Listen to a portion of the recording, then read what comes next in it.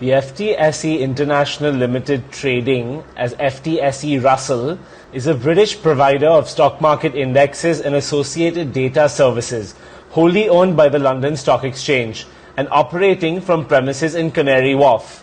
It operates the well-known UK FTSE 100 index as well as a number of other global indices.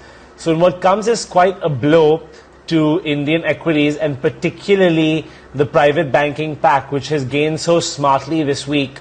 Private banks have gained, I'm talking about HDFC Bank here, which is currently up 3% this week. We have a Kotak Mahindra Bank that is up around 6% this week. We have an IndusInd Bank that's up around 17% this week. Now, there are numerous factors for why these banks have rallied. They've recently completed fundraisers that are very significant.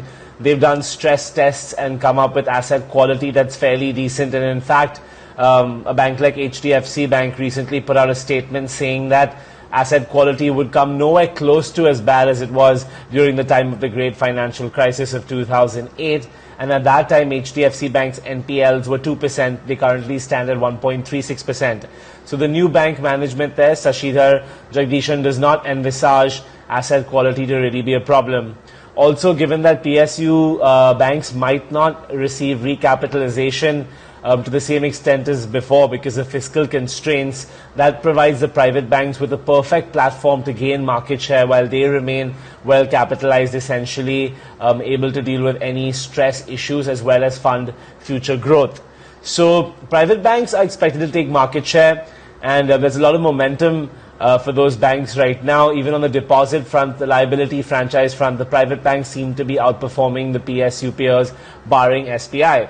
So these are some of the reasons why private banks have really rallied, except one key reason is that these three banks, which I just mentioned to you, HDFC Bank, Kotak Mahindra Bank, and IndusInd Bank, were meant to be included to the FTSE World Indices.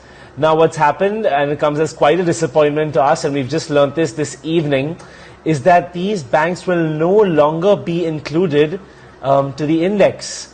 The reason stated, why is this happening? Why has it not been allowed? The reason stated is that they failed to meet the minimum foreign headroom requirement.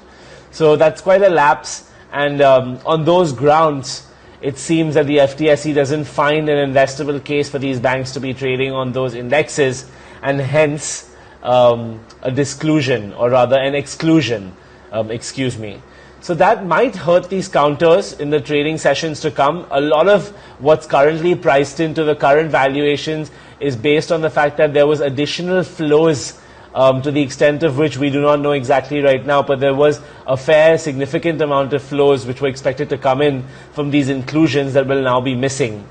So the FTSE Russell had previously decided to increase the weightage of Indian constituents in its global indices.